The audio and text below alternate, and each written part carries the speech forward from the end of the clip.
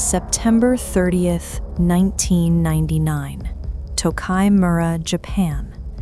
It was a crisp, overcast autumn morning. Inside the JCO nuclear fuel processing plant, 3 men were preparing for a routine shift. Hisashi Ouchi, aged 35, Masato Shinohara, aged 40, and their supervisor, Yutaka Yokokawa. They had one job: to purify uranium oxide for a fast breeder research reactor. But they were behind schedule. The company was under pressure to cut costs and save time, so the manual was ignored. The official procedure required a complex, automated system to mix the uranium with nitric acid. It took hours. The men decided to do it by hand. They grabbed stainless steel buckets, like the kind you use to wash a car. They began pouring the deadly uranium powder directly into the acid, mixing it like pancake batter. This was illegal, it was dangerous, and worst of all, they had no training. None of these men knew what critical mass meant. Critical mass is the tipping point. If you put too much uranium in one place, the atoms start splitting on their own. It becomes a nuclear reactor without walls. The safety limit for this tank was 2.4 kilograms, but to finish faster, they decided to pour in 16 kilograms. 10:35 a.m. Hisashi Ouchi was holding the funnel. Shinohara was pouring the 7th bucket. Yokokawa was at a desk a few meters away. As the last drop hit the tank, the physics of the universe snapped. A silent blue flash lit up the room. Cherenkov radiation. It happens when neutrons move faster than light through water. It wasn't an explosion of fire, it was an explosion of invisible bullets. The gamma radiation alarm screamed. The men ran out of the room instantly, but it didn't matter. The war was already over. In that split second, Hisashi Ouchi received 17 sieverts of radiation. A fatal dose is 7. He had just become the most radioactive human in history.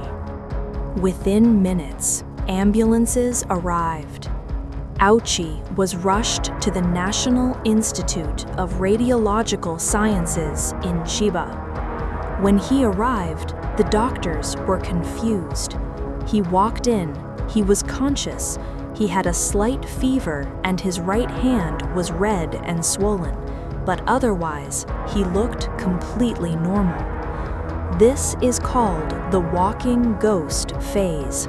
Outside, he was alive. Inside, he was already dead. The doctors took a blood sample to check his radiation levels. They put it under a microscope. What they saw made them gasp in horror. Normal human chromosomes look like neat X-shaped pairs. They are the blueprint for your body. But the neutron beam had acted like a microscopic shotgun. Ouchi's chromosomes were shattered. They were blown into dust. Without chromosomes, your body cannot make new cells.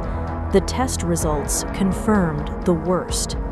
His white blood cell count was plummeting to 0. He had no immune system left. The blueprint for Hisashi Ouchi had been erased. He was a biological machine that could no longer repair itself, and he was still awake to feel it begin. At first, it was just redness, like a bad sunburn. But then, the skin on his arm started to peel. It wasn't healing, it was falling off. The radiation had killed the basal cells, the layer responsible for making new skin. His body was unzipping itself. They moved him to a sterile room at the University of Tokyo Hospital. The pain became unbearable. They gave him massive doses of morphine, but it barely touched the agony of his nerve endings being exposed to the air. He started crying out for his mother. The doctors tried a desperate experiment, a peripheral blood stem cell transplant. His sister volunteered to be the donor. For a moment, there was hope. The doctors watched the microscope, praying the new cells would take root. But Ouchi's body was now a toxic environment. The radiation still lingering inside him attacked the new cells. The transplant failed. His body was a shell, but the machines kept it running. On the 59th day, his heart stopped 3 times in 49 minutes. Each time, the doctors brought him back. His family visited every day, praying for a miracle that would never come. Hisashi Ouchi was no longer a person. He was a site for medical research.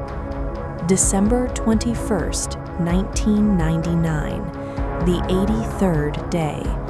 Multi-organ failure finally claimed him. The suffering was over. A man who walked into a hospital and became a ghost.